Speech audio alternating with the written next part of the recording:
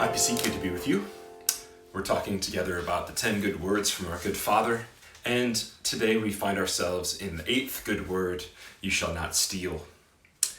You know, sometimes people say that, look, people are more important than things, and how can you argue with that, right?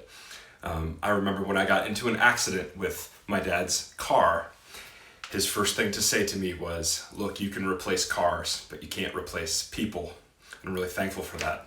But on the other hand, sometimes our things can have great value to us and things of others. My most treasured possession is a Martin D28 acoustic guitar. And I got it when I was 18 years old, and it cost me a small fortune. And it's the most prized thing I own. I'm not even that good at guitar, but this is my guitar after all. And it's more mine the longer that I have it. I've got a connection to it. I want to give it to one of my kids when I'm older.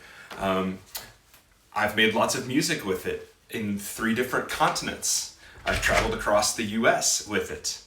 And hi. Sorry. It's okay. Go ahead. In the computer. Okay.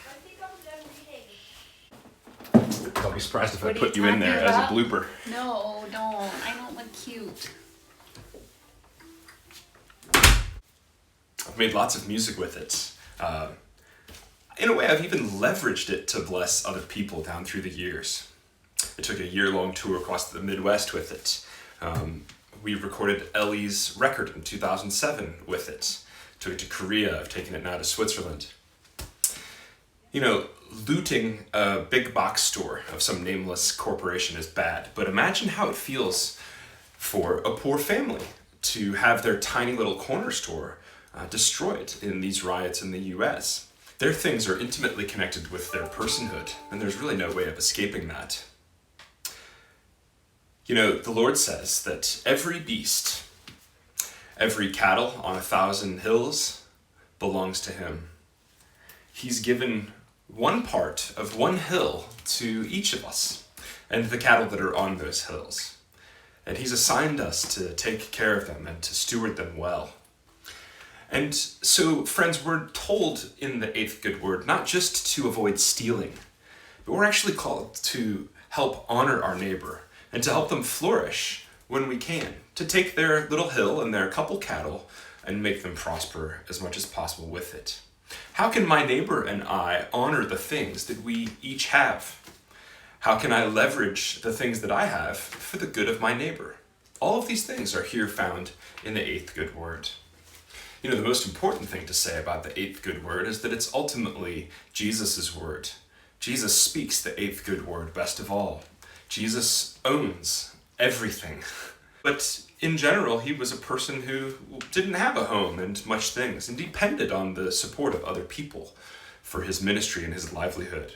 He died at the end of his short life without even a piece of clothing to call his own, to cover his naked body.